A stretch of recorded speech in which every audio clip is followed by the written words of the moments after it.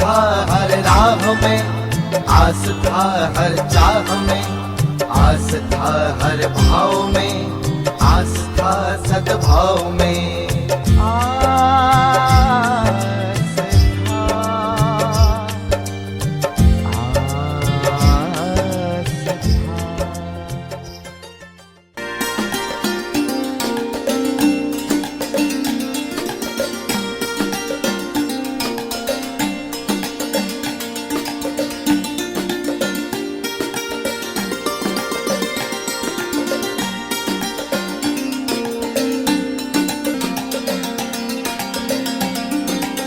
ओम नमो ब्रह्मादिभ्यो ब्रह्मविद्या संप्रदायकर्तृभ्यो वंशऋषिभ्यो महद्भ्यो नमो गुरुभ्यः। श्रीनाथादिगुरुत्रयं गणपतिं पीठत्रयं भैरवं सिद्धौघं बटुकत्रयं पदयुगं दूतीक्रमं मण्डलं वीरान्द्वैष्टिचतुष्कषष्ठिनवकं वीरावली पञ्चकं श्रीमन्मालिनी मन्त्रराजसहितं वन्दे गुरोर्मण्डलम्। चन्द्रशेखर चन्द्रशेखर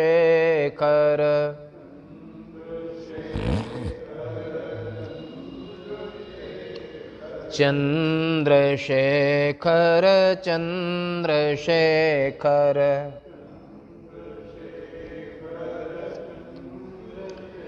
बोलो श्री महाकाल महाराज के। आज 1 सितंबर 2020 अनंत चतुर्दशी विक्रम संवत्सर 2077 दिनांक 1/9/2020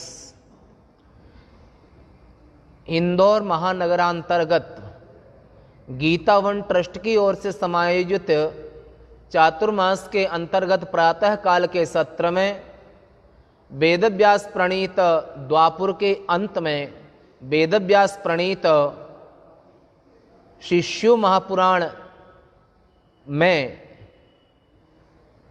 सृष्टि खंड में आप श्रवण कर रहे हैं। रुद्र संहिता के सृष्टि खंड और इसमें कल तक आपने 19 अध्याय तक श्रवण किया था। अलकान निकषा चासीत कैलासः शंकरालय। आलय माने घर, निवास स्थान।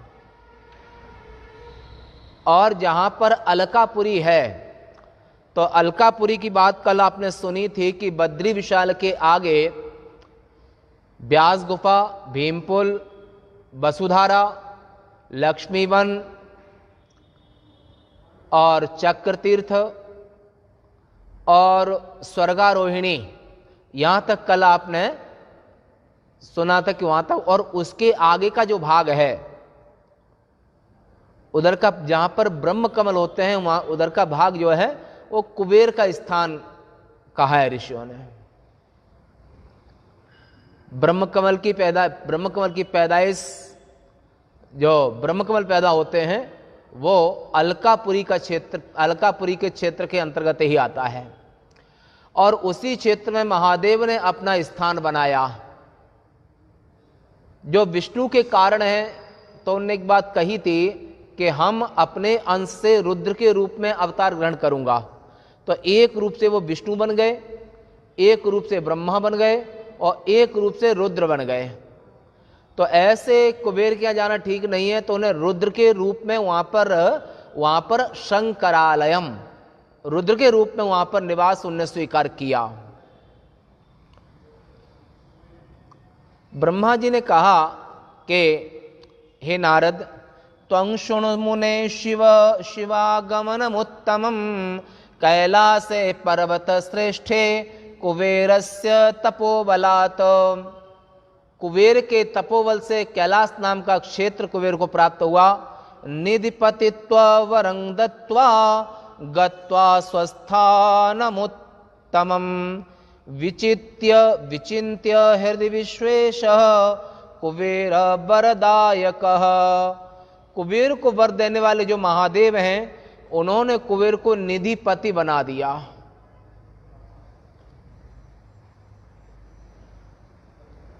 और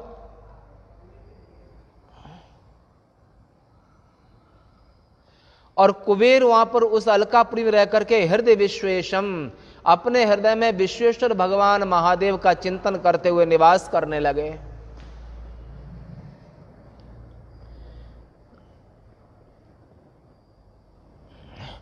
विधि के अंग से प्रकट हुआ मेरा स्वरूप पूर्णता प्रलयंकारी है, उस रूप से मैं गुह्यक के घर कैलाश कैसे जाऊंगा। ऐसे महादेव अपने मन में चिंतन करने लगे कि इस रूप में मैं कैसे जा सकता हूं।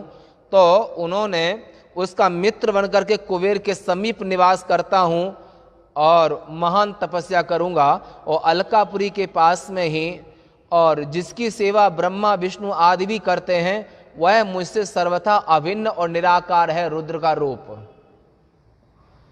तो यह सोचकर रुद्र शिव की इच्छा से वहां जाने के लिए उत्सुक होकर सुगतदायक नाद रूपी अपना डमरू बजाने लगे। शब्दात्मक डमरू उनका है, नाद रूपी डमरू उनका है। उसकी उत्साहवर्धक ध्वनि तीनों लोकों में व्याप्त हो गई, जो बुलाने की गति से युक्त तथा विचित्र गंभीर शब्द से संपन्न थी। उस शब्द को सुनकर के ब्रह्मा विष्णु आदि देवता और मुनि समूह मूर्ति रूपी आगम, माने शास्त्र भी मूर्ति बना करके, और वो भी निगम माने वेद एवं सिद्धजन भी वहां पहुंचे, जहां महादेव ने रुद्र के रूप में कुबेर के पास रहना स्वीकार किया। उस जगह पर वेद भी अपने मनुष्य का रूप बना करके वो भी वहां पर आए। सुर असुर आदि सभी अत्यंत प्रसन्नता के साथ वहां को सुन करके ब्रह्मा विष्णु आदि देवता मुनि समूह ये सब आए। शिवजी के समस्त गण भी वहां पर भी जो जहां थे वहीं से वहां पहुंच गए, और रुद्र के जो अन्य गण थे वो भी जब उनकी डमरू की आवाज सुनी तो वो लोग भी गण भी वहां पर उपस्थित हो गए। समस्त लोगों के प्रणम्य माने प्रणाम करने योग्य नमस्कार। एक बात और आती है, स्मृति कहते हैं कि जो जिसको आपने प्रणाम किया, और अगर प्रणाम आपने किया और प्रणाम करने का आशीर्वाद देना जिसको नहीं आता है, उसे प्रणाम नहीं करना चाहिए। जैसे सन्यासी हैं, कोई गृहस्थ आपको प्रणाम कर रहे हैं। सन्यास आश्रम सबसे ऊपर माने चौथा आश्रम है, लास्ट है ना, और सन्यासी हैं और गृहस्थ या ब्रह्मचारी वो आपको प्रणाम कर रहे हैं, और आप भी प्रणाम की झड़ी लगा दो। जैसा हमने टीवी में कई बार देखा होगा, कई बार कुछ सन्यासी हैं, नाम लेना उचित नहीं समझते हैं, तो वहाँ पर उनने प्रणाम किया और वो भी जब बोलते हैं तब भी प्रणाम करके शुरू करते हैं। इस शिष्टाचार परंपरा का विरोध है। और वहाँ पर तो ऐसे ही का प्रणम्य माने प्रणाम करने योग्य। प्रणाम उसे ही करना चाहिए जो प्रणाम करने के योग्य हो, और जिसे प्रणाम कराने का अर्थ नहीं आता है, जिसे प्रणाम कराने की समझ नहीं है, उसे प्रणाम नहीं करना चाहिए।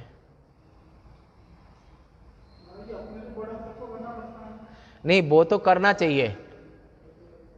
कई लोग ऐसे होते हैं ना, आपने प्रणाम किया और उनको समझ ही नहीं है कि हम क्या कहें। कई बार ऐसा भी होता है कि तुमने प्रणाम किया और उनको समझ ही नहीं है वो हम क्या कहें। ऐसे लोग प्रणाम नहीं करना चाहिए। महादेव प्रणम्य हैं, वो हर किसी के प्रणाम को स्वीकार करना भी जानते हैं, उचित फल भी देना जानते हैं। प्रणम्य है।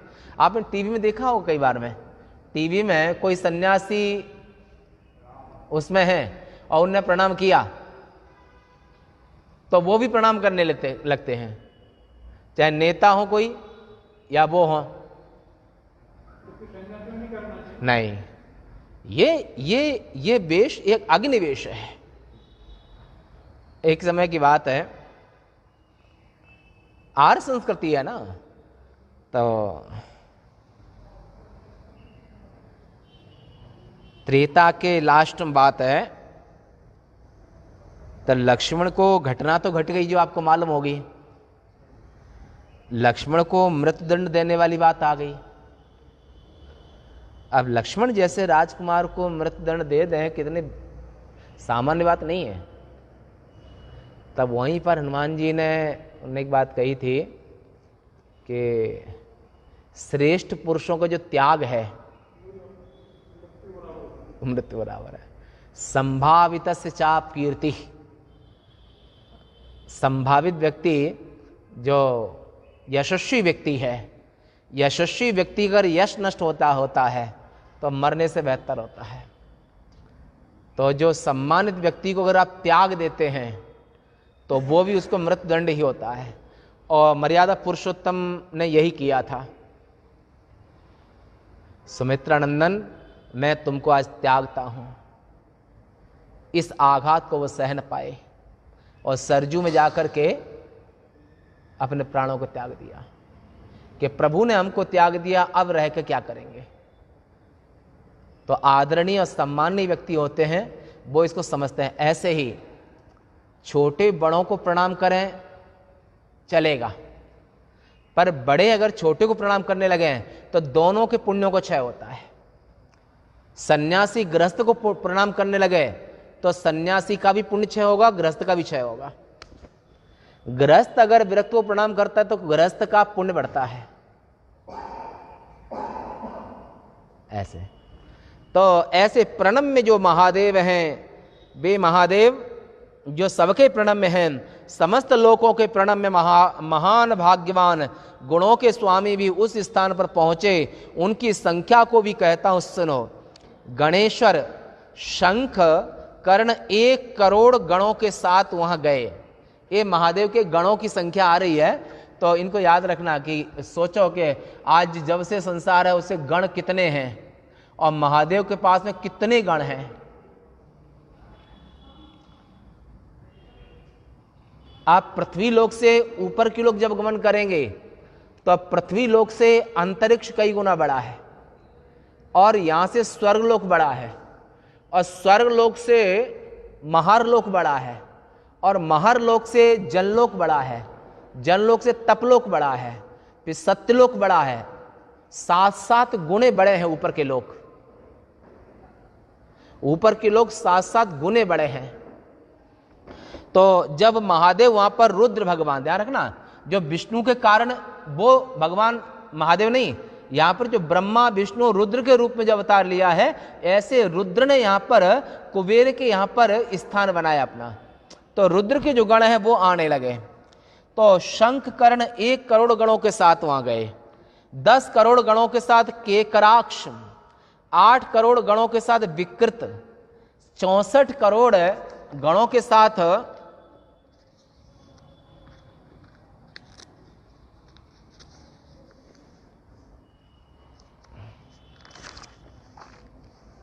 विशाख और 9 करोड़ गणों के साथ पार यात्रक, 6 करोड़ गणों के साथ सर्वांतक, 8 करोड़ गणों के साथ श्रीमान दुंदुभी, गणों में श्रेष्ठ जालंक नामक गण 12 करोड़ गणों के साथ, 7 करोड़ गणों के साथ श्रीमान समद, इतने ही गणों के साथ विकृतानन, 5 करोड़ गणों के साथ कपाली, 6 करोड़ गणों के साथ शुभ संदारक, कंडुक तथा कुंडक 1-1 करोड़ गणों के साथ वहां पर रुद्र के यहां पर उनकी सेवा में पहुंचे। विष्टंभ और चंद्रतापन 8-8 करोड़ गणों के साथ गए। महाकेश नामक गणों का स्वामी 1000 गणों के साथ गया। कुंडीबाह और तथा शुभ पर्वत 12 शुभ पर्वतक 12 करोड़ गणों के साथ गया। काल, कालक तथा महाकाल ये गणाधीश 100 करोड़ गणों के साथ गए। अग्निक 100 करोड़, अभिमुख 1 करोड़, आदित्य मूर्धा तथा धनावह 1-1 करोड़, सन्नाह तथा कुमुद 100 करोड़, अमोघ, कोकिल तथा सुमंत्रक 1-1 करोड़, काकपाद एवं संतानक प्रभु 60-60 करोड़, महाबल, मधुपिंक तथा पिंगल 9-9 करोड़, पूर्णभद्र, नील 90-90 करोड़ गणों के साथ महादेव जी के पास आए अलकापुरी में। महाबली चतुर्वक्त्र 7 करोड़ गणों को लेकर आया और 120,000 करोड़ गणों की 2 सेनाओं से घिरा हुआ सर्वेश कैलाश जाने के लिए आया। काष्ठा, गूढ़, सुकेश, वृषभ ये 64 करोड़ गणों के साथ, चैत्र और स्वयं प्रभु नकुलीश 7 करोड़ गणों के साथ, लोकांतक, दीप्तात्मा, दैत्यांतक, प्रभु, देव, भृंगी, ऋटि, श्रीमान, देव देव प्रिय, अशनि, भानुक, सनातन ये 64 करोड़ गणों के साथ आए। महाबली गणाधीश नंदीश्वर 100 करोड़ गणों के साथ आए तथा इनके अतिरिक्त और भी असंख्य महाबली गणों के स्वामी 1000 हाथों वाले जटा तथा मुकुटधारी थे। सभी मस्तक पर चंद्रमा धारण किए हुए, नीलकंठ, 3 नेत्रों वाले, हार, कुंडल, बाजूबंद और मुकुट आदि से अलंकृत, ब्रह्मा, विष्णु, इंद्र के सदृश अणिमा आदि गणों से घिरे हुए। अणिमा आदि किनको सिद्धियां थीं? ये अणिमा, महिमा, लगिमा, गरिमा, महिमा, ईशुत्व, वशित्व ये सब सिद्धियां इनको थी। ये छोटे भी हो सकते थे, बड़े भी हो सकते हैं। और अणिमादि गणों से घिरे हुए करोड़ों सूर्य के सदृश कांतिमान गणों के स्वामी वहां आए। ये तथा और भी गणाधिप निर्मल कांति महान आत्मा वाले शिवजी के दर्शनों के लोभ से अत्यंत प्रेम से वहां पर पहुंचे। कहां? अलकापुरी। विष्णु आदि सभी वहां जाकर के शिवजी को देख करके उन्हें हाथ जोड़कर और सिर झुकाकर नतमस्तक नमस्कार कर उत्तम प्रकार से इस तरह स्तुति करने लगे। इस प्रकार विष्णु आदि के साथ लेकर परमेश्वर महेश प्रेम से महात्मा कुबेर की राजधानी कैलाश को गए। कुबेर ने भी शिवजी के साथ आया हुआ देख परिवार सहित भक्ति पूर्वक सादर अनेक प्रकार के उपहारों से उनकी पूजा की। उसके बाद में शिवजी को प्रसन्न करने के लिए कुबेर ने विष्णु आदि देवताओं तथा उनके गणों की भी पूजा की। उसके बाद प्रसन्न चित्त शिवजी ने कुबेर को आलिंगन कर अपनी छाती से लगा लिया। आलिंगन कर माथा सूंघ कर कि मित्र हैं तो सूंघ कर सभी गणों के साथ वहां निवास किया। फिर शिवजी ने विश्वकर्मा को आज्ञा दी कि इस पर्वत पर अपने तथा दूसरे देवताओं के भक्तों के निवास के योग्य स्थानों का निर्माण करो। ऐसा शिवजी ने उनको आज्ञा दी। इस प्रकार कुबेर के ऊपर कृपा करके वे कैलाश पर्वत की ओर चल दिए। महादेव कुबेर के ऊपर कृपा करके और वहां से कैलाश मानसरोवर मैंने कैलाश की ओर स्वयं चल दिए। वहां पहुंचकर सुमुहूर्त में परमेश्वर ने अपने स्थानों में प्रवेश किया। भक्त वत्सल शिवजी ने विष्णु आदि सभी देवताओं को प्रेम पूर्वक स्नात कर दिया, जिससे सभी अत्यंत प्रसन्न हुए। मुनि सिद्धजन भक्ति भाव से शिवजी का अभिषेक किए। अनेक प्रकार के उपहारों द्वारा सभी ने उनकी पूजा की। शिवजी की अत्यंत उत्सव के साथ उनका नीराजन माने आरती भी की। हे मुनिवर नारद, उस समय पर आकाश से मंगलकारिणी फूलों की वर्षा होने लगी। अप्सराएं गीत गाने लगी। किन्नर लोग गाने लगे, नृत्य करने लगे और नाचने लगे। उस समय पर सुसंस्कृत जय जय तथा नमः नमः शब्द सुनाई दे रहे थे। उस समय सबको सुख देने वाला और सबके मन में महान उत्साह उमड़ आया। उस समय शिवजी ने अपने सिंहासन पर अधिक शोभित हो रहे थे। विष्णु आदि सभी देवताओं ने बार बार यथोचित उनकी सेवा की शिव की, और फिर सभी देवता उनकी स्वार्थ संबंधी था लोकोपकार अलग स्तुति करने लगे। स्तुति को सुनकर के प्रसन्न हो शिवजी ने इनकी इच्छाओं को पूरा किया देवता आदि की। शिवाज्ञात ते सर्वे स्वं संधाम इयुर्मुने प्राप्त कामः प्रमुदिता अहं च विष्णुना सह। शिवजी की आज्ञा से वे सभी अपनी इच्छाओं को पूर्ण होने से प्रसन्न होकर के अपने अपने स्थानों को चले गए। जो जिसकी कामना थी अपनी कामना पूर्ति करके महादेव से वरदान लेकर के, और वो अपने अपने स्थान पर चले गए ब्रह्मादिक। और विष्णु के साथ प्रसन्न होकर के अपने अपने स्थान के लिए विष्णु भगवान वैकुंठ चले गए, ब्रह्मा जी ब्रह्मलोक चले गए, और भी जो आए थे वेद भी चले गए ब्रह्मलोक। फिर मुझे तथा विष्णु को आसन पर बैठाकर प्रेम से ब्रह्मा जी कहते हैं और देवगण चले गए, पर ब्रह्मा जी कह रहे हैं कि हमको और विष्णु को एक आसन पर बिठा करके विष्णु को बैठाकर प्रेम से बहुत समझा करके मेरे ऊपर कृपा करके परमेश्वर शिवजी ने ऐसे कहा। क्या? शिवजी ने कहा, हरे हे विधे तात युवांग प्रियतरौ मम सरोत्तमौ त्रिजगतो अवनस्सर्ग करौ सदा गच्छन्तं निर्भयं नित्यं स्वस्थानं च मदाज्ञया अहं सुख प्रदाता वा विशेषात प्रेक्षका सदा। महादेव ने कहा, हे विधे माने ब्रह्मा जी, हे विष्णु, तुम दोनों ही मेरे प्यारे देवताओं में श्रेष्ठ और तीनों लोकों के पालक और सृष्टिकर्ता हो। मेरी आज्ञा से तुम दोनों निर्भय होकर के अपने अपने स्थानों को जाओ।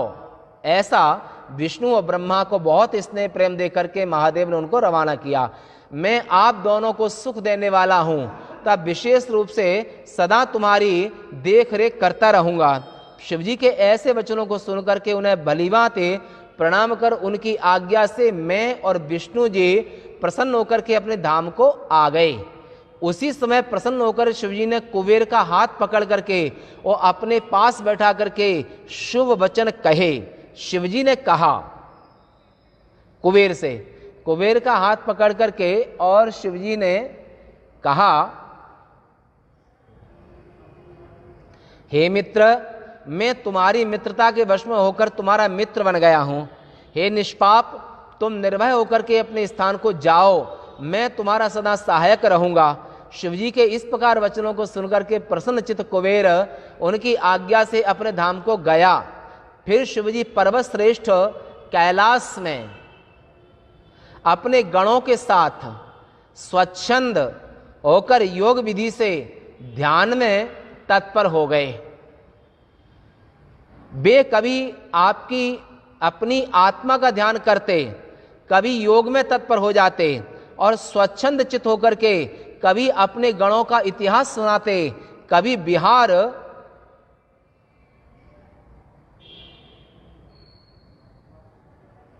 विशेषज्ञ महेश्वर, बिहार विशेषज्ञ महेश्वर कैलाश पर्वत के विविध रमणीय स्थानों में अपने गणों के साथ विहार करते थे। इस प्रकार रुद्र रूप धारण किए हुए परमेश्वर शिवजी अनेक योगिराजों के साथ अपने पर्वत पर विविध प्रकार की लीलाएं करने लगे। इस प्रकार पत्नी के बिना शिवजी बहुत सा समय बिता करके बाद में दक्ष प्रजापति की स्त्री से उत्पन्न सती के साथ विहार करके, हे देवर्षि, उस दक्ष की पुत्री सती के साथ शिवजी विहार करने लगे। लोक व्यवहार में चतुर होने के कारण वे सुखी हुए। भगवान कहते हैं कि जो लोक व्यवहार को धर्म का है, अगर देखा जाए तो जो व्यवहार है ना, व्यवहार को धर्म का है। और महादेव लोक व्यवहार में बहुत बुद्धिमान है, भगवान विष्णु भी। और जिसको व्यवहार करना आता है वही जीवन में सफल होता है। व्यवहारिक शुद्धि पारमार्थिक सिद्धि। अगर आपको व्यवहार शुद्ध है तो मोक्ष भी मिलेगा। धन धान्य सुख सुविधा। इसलिए हर बुद्धिमान व्यक्ति को व्यवहार को बहुत अच्छे से जीना चाहिए, क्योंकि व्यवहार जो संसार में जितने जीव हैं ये सब भगवान विराट के रूप हैं, इसलिए महादेव व्यवहार कुशल हैं। हे मुनिवर, इस प्रकार मैंने तुमसे रुद्र के अवतार का वर्णन कर दिया। जिस प्रकार शिवजी कैलाश में आए और कुबेर से उनकी मित्रता हुई, इसके भीतर आई हुई ज्ञान को बढ़ाने वाले भगवान शिव की लीला का भी वर्णन कर दिया है, जो इस लोक और परलोक में प्रतिदिन सभी प्रकार की कामनाओं को पूर्ण करती हैं प्रभु की लीलाएं।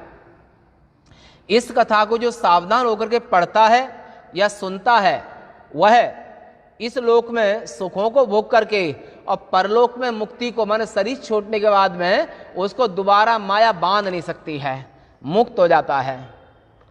अब इस तरह से यहां पर आपने परम माहेश्वर पंडित तारादत्त त्रिपाठी के पुत्र ब्रह्मानंद त्रिपाठी, डॉक्टर ब्रह्मानंद त्रिपाठी द्वारा रचित शिव टीका टिप्पणी आदि से संबलित शिव महापुराण में शिवजी का कैलाश गमन नामक 20वां अध्याय इस जगह आपने सुना, और ये द्वितीय रुद्र संहिता अंतर्गत प्रथम सृष्टि खंड इस जगह पूरा होता है।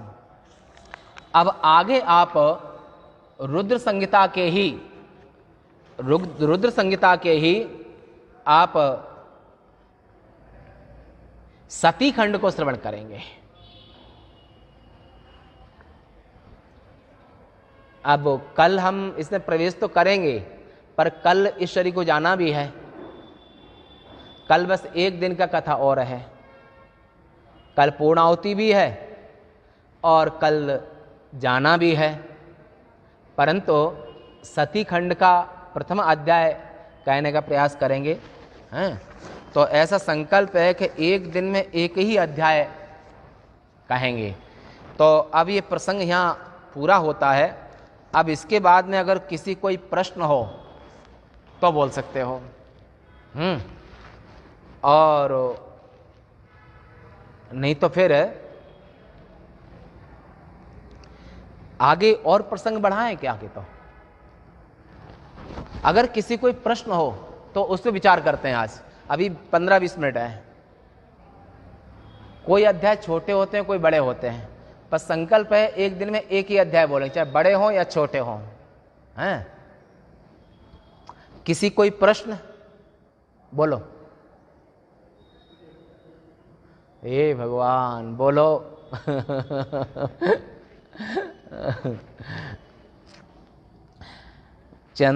चंद्रशेखर चंद्रशेखर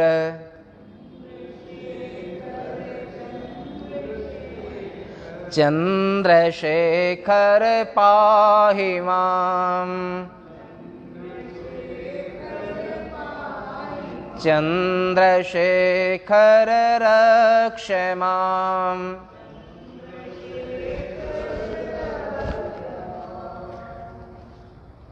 ये गीता भवन जो ट्रस्ट है और गीता भवन का प्रांगण है, ये तीर्थ हो चुका है, क्योंकि जहाँ पर रोज गंगा प्रवाहवत सत्संग होता है वो स्थान महान होता है। और पद्म पुराण में प्रसंग आता है कि कुलंग पवित्रंग जननी कृतार्था वसुंधरा पुण्यवती च तेना अपार संवित सुख सागरेस्मिन् परे ब्रह्मण यस्य चेता। अगर आप 464 अध्याय की कथा पूरी सुनते हैं तो आपको एक गायत्री पुरस्चरण का फल मिलता है, या पहले सुन चुके हैं। अब पुरस्चरण किसे कहते हैं ये थोड़ा समझना चाहिए। देखो, पंचाक्षरी मंत्र, शक्ति पंचाक्षरी, द्वादशाक्षर मंत्र, बाला मंत्र, पंचदशी, षोडशी, और कहां तक कहें कि सप्तकोटि महामंत्र। मंत्र बहुत हैं, साधक भी बहुत हैं, पर जब तक आप पुरुषण नहीं करेंगे तो उस मंत्र आपको वो सिद्ध नहीं होगा। अब पुरुषण किसे कहते हैं इसको देखिए। जैसे पंचदशी मंत्र है, तो पंचदशी मंत्र मतलब इसमें इस मंत्र में 15 अक्षर हैं। 15 अक्षरों में मंत्र में जितने अक्षर हैं और उतने एक अक्षर का 1 लाख जप करना, ये आपका एक पुरुषचरण। पर ये पुरुषचरण होता था सतयुग में, क्योंकि कृतयुग सब जोगी विज्ञाने, वहां पर व्यक्ति झूठ नहीं बोलता था, सत्य के सत्य स्वरूप थे। तो वहां पर परंतु त्रेता, द्वापर और कलयुग, तो एक पुरुषचरण यानी कि 15 लाख मंत्र का जप किया तो एक पुरुषचरण हुआ। परंतु एक पुरुषचरण ऐसे नहीं माना है कलयुग में, कलयुग में उसको 4 गुना करना पड़ता है। जैसे 15 लाख हुआ तो 15 लाख में 15 चौके 60, तो जब आप 60 लाख जप कर लेंगे तब आपको एक पुरुषचरण माना जाएगा। और पहले के युगों में जितना लिखा है उतने से फल मिलता था, पर कलयुग में 4 गुना करना पड़ता है।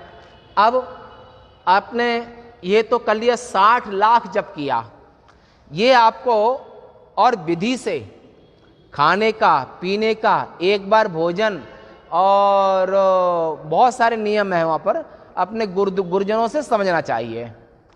तो नियम पालन करते हुए और आप एक दिन में जितना निश्चित किया है उतना ही जप करना चाहिए। हैं? नहीं गिनना तो पड़ेगा। नहीं गिनना तो पड़ेगा। अगर पुरुषचरण करना है तो गिनना पड़ेगा। नहीं, ऐसे भी कर सकते हैं, हम एक विधि की बात बोल रहे हैं, विधि पुरुषचरण की, गिनना पड़ेगा। तो 60 लाख ये किए। अब इसके बाद में जो 60 लाख जप करने के बाद इसका दशांश हवन होता है। तो 60 लाख का दशांश हवन नहीं करोगे, हवन करोगे 15 का दशांश, 15 लाख का दशांश। तो 15 लाख का दशांश कितना होगा? 1.5 लाख, है ना? तो 1.5 लाख आहुतियां उसी मंत्र से 1.5 लाख आहुतियां पड़ेंगी। और एक बार विशेष बात और है, जो वैदिक हो, स्वर और वर्ण आदि का ज्ञान जिसको हो, ऐसे ब्राह्मणों को वर्ण करना चाहिए। और गुटखा तमाकू खाने वाले नहीं। तनिक तमाकू से वहीं देव पितर तज जाए, पानी तिनके हाथ का मदिरा सम दरसाए। और जो चाहे कोई हो, ब्राह्मण, क्षत्रिय, वैश्य, शूद्र, कोई भी हो, वह अगर तमाकू सेवन करता है तो उसके पितर और देवता उसको त्याग देते हैं।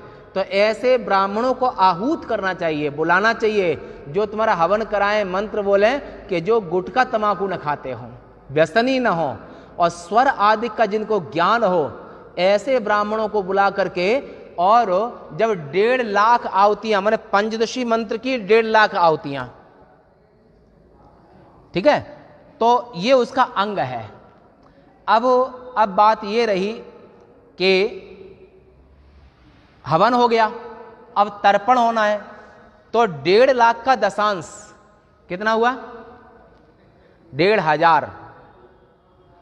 1,500 तर्पण करना चाहिए। पहले स्वाहा किया, स्वधा करना चाहिए। देखो, ये आत्म तीर्थ है, ये पितृ तीर्थ है और ये देव तीर्थ है, जैसे आप देते हैं। तो पितरों के लिए यहां से अंगूठा और तर्जनी के बीच से ये जो तीर्थ है, ये पितरों के लिए है, ये तर्पण के लिए है। तो आपको 1,500 का तर्पण किया पंचदशी मंत्र के अनुष्ठान में। और अब 1,500 का दशांश कितना हुआ? 150। और 150 ब्राह्मण भोजन, जब 150 ब्राह्मण भोजन कर, अच्छा, और विरक्त हैं तो विरक्तों के लिए तर्पण और हवन दोनों का विकल्प है कि उतना वो जप कर सकते हैं, परंतु जो ब्राह्मण भोजन का कोई प्रतिवाय, कोई विकल्प नहीं है, भोजन तो ब्राह्मण भोजन तो कराना ही होगा। तो वहां पर 150 ब्राह्मणों का भोजन, और फिर जब भोजन करके जाएं तो यज्ञ शिष्टामृत भुजो याति ब्रह्म सनातनम। जब 150 ब्राह्मणों को आपने भोजन करा दिया और वहां पर अवशिष्ट जो अन्न बचा है वो यज्ञ से बचा हुआ अवशिष्ट है, वो पावन करने वाला अमृत के समान होता है। तो ये आपका एक पुरुषण हुआ। अब रही बात पंचाक्षरी मंत्र की, 5 अक्षरों वाले, तो 5 अक्षर वाला जो मंत्र है तो इसके लिए कहते हैं कि इसको 1.25 करोड़ जप करना चाहिए। पुरुषण तो इसका 5 लाख में हो जाएगा, 5 के 20 लाख, परंतु नमः शिवाय इस मंत्र का जप के लिए 1.25 करोड़ लगभग, और वैसे 20 लाख जप करके फिर इसका भी चतुर्थांश हवन करके, यानी कि 5 का दशांश कितना हुआ बताओ? 5 लाख का दशांश हैं? 50,000 हुआ हैं? 50,000 हो गया, तो 50,000 आहुतियां हो गई। अब 50,000 का दशांश कितना हुआ? तो 5,000 वहां पर तर्पण हो गया, और ऐसे ही अब 5,000 का दशांश 500 ब्राह्मण भोजन हो गया। तो इसका मतलब पहले जो बोला था पंचदशी में, तो पंचदशी में भी दशांश लेना चाहिए। अच्छा, 15 लाख का दशांश कितना हुआ? 1.5 लाख की आहुति पड़ गई। अच्छा, और फिर 1.5 लाख का दशांश 15,000 हुआ ना, 150 नहीं हुआ, 15,000 हुआ। फिर 15,000 का तर्पण हो गया, और फिर 15,000 का दशांश 1,500 ब्राह्मण भोजन होगा। फिर वो मतलब दशांश करते जाइए, तब ये आपका एक पुरुषण होगा, एक पुरुषण। तो ऐसे पुरुषण करने पर, और वो जब करें तो यद जपस तदर्थ भावनम, आप कोई भी चाहे विद्या का जप कर रहे हैं और चाहे मंत्र का, स्त्रीलिंग देवता है तो उसको विद्या कहते हैं, पुल्लिंग देवता है तो उसको मंत्र कहते हैं, तो आप कर रहे हैं उसमें, तो वहां पर यद जपस तदर्थ भावनम, जैसा आपका मंत्र है उस मंत्र के अनुसार भावना भी होनी चाहिए, और उसी भावना के हिसाब से वहां पर वो जप पूरा करना चाहिए। तो ये पुरुषण की विधि बताई, चाहे वो पंचाक्षरी मंत्र हो, शक्ति पंचाक्षरी हो, चाहे पंचदशी हो, षोडशी हो, कोई भी हो, वहां पर दशांश, हवन, तर्पण, ब्राह्मण भोजन, तब एक पुरुषण पूरा होता है। तो इसमें आपको 1 वर्ष लग जाए, 2 वर्ष लग जाए, 6 महीना लग जाए, जितना आप टाइम डेली का निश्चित करें।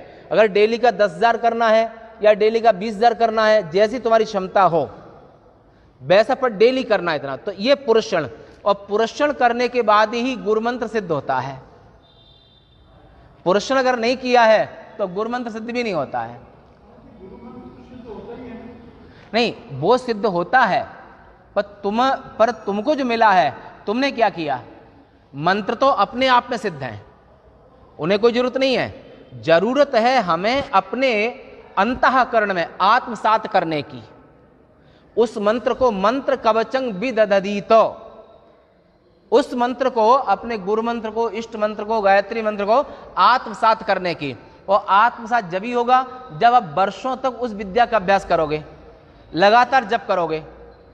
तो साधक को मंत्र तो सब अपने आप में सिद्ध होते हैं, ब्रह्मस्वरूप होते हैं, उन्हें कोई सिद्ध करने की जरूरत नहीं है, परंतु अपने अपने अंदर में आत्मसात करना, इसका नाम पुरुषरण है।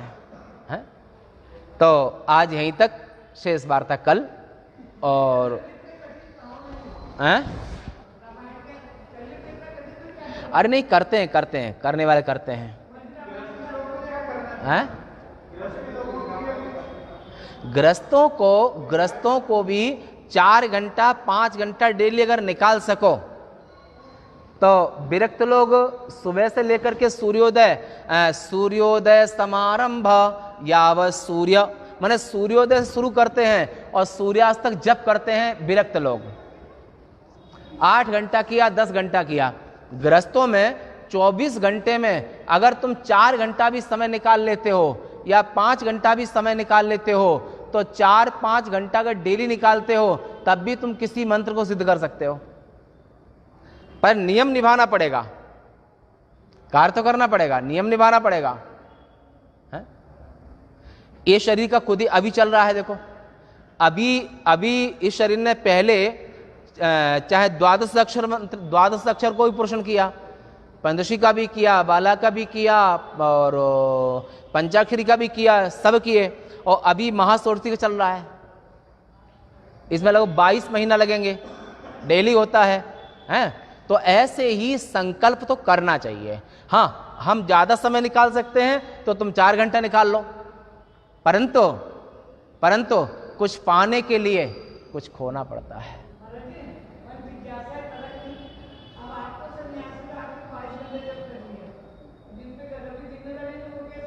वो दिन में 2 घंटा 4 घंटा टाइम निकाल सकते हैं।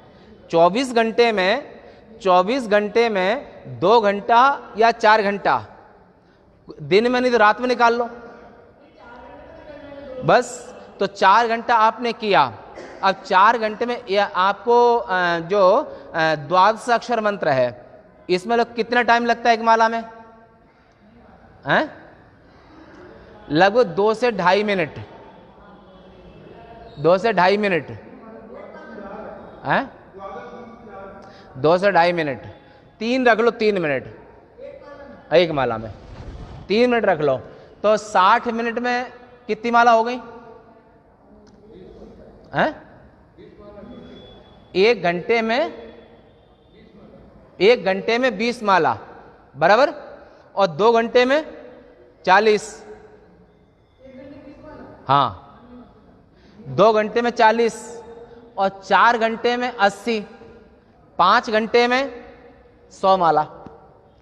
माने 10,000 जप आपने 5 घंटा किया और 19 घंटा अपने गृहस्थ काम करते रहो। तो आप 5 घंटा डेली अगर जप करते हो तो 19 घंटा घर के काम करो, तो 5 घंटा जप करने से एक दिन में 10,000।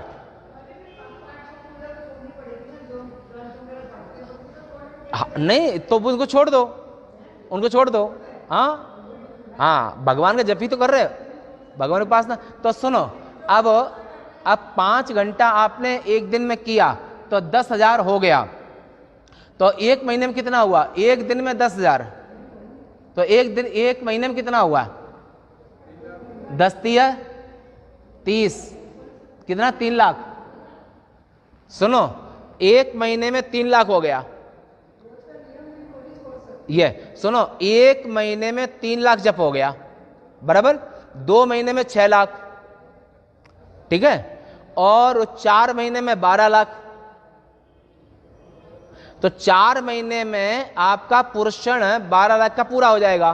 पर चूंकि कलयुग में 4 गुना करना पड़ेगा, तो 4 चौके 16, माने 16 महीने लगेंगे आपको। 16 महीने में आपको 12 अक्षर मंत्र का पोषण हो जाएगा। 4 महीने में 12 लाख, 4 महीने में हुए ना, ठीक है ना। तो 4 चौके 16, 16 महीने में 16 महीने 12 चौके 48 लाख, 48 लाख। तो कलयुग में 4 गुना करना चाहिए, तो 48 लाख जप हो गया। यानी कि 16 महीने में 12 अक्षर मंत्र का जो पोषण है वो आपका 16 महीने में पूरा हो जाएगा। तपस्या करना सरल नहीं होता है, कठिन तो है, पर करना चाहिए। चलो, आज आपने पुरुषण के विषय में सुना कि ये किसी का प्रश्न था तो उसका उत्तर दिया। अब कल पूर्णाहुति है, तो कल जो है, कल सब लोग आना, और कल सती खंड का आरंभ होगा। और फिर रोज आप ध्यान रखो कि वो YouTube चैनल को अगर आप सब्सक्राइब एक बार करना, एक ही बार सब्सक्राइब करना है, तो रोज आपके पास आता रहेगा, ठीक है। और कमेंट और लाइक रोज करना, माने जो आता है लाइक रोज करना, कमेंट जय महाकाल लिख दिया करो, जय महाकाल, है ना। तो ऐसे लिख दोगे तो इससे आपको जो उपनिषद रहस्य विज्ञान या फिर स्वामी वीतरागन नाम से वहां पर सर्च करोगे तो आ जाएगा। अगर आप सर्च कर लोगे तो हम तो चले जाएंगे। अगर आपको डेली उपनिषद और शिवपुराण पूरा सुनना है तो एक ही रास्ता है कि आप उसमें जुड़ जाइए यूट्यूब चैनल पर। तो अब घर बैठे रोज आता रहेगा।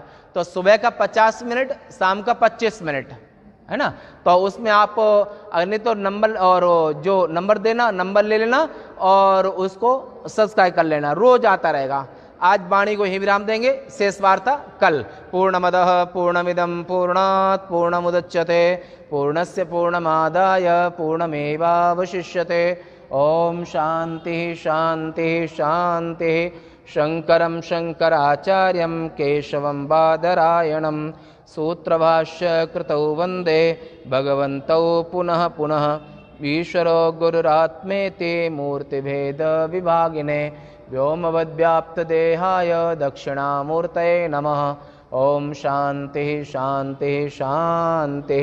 सत्य सनातन धर्म के सभी संत हरिभक्तन के, गीता गंगा मात के, धर्म की अधर्म का, प्राणियों में विश्व का गोवध बंद हो, भारत अखंड हो।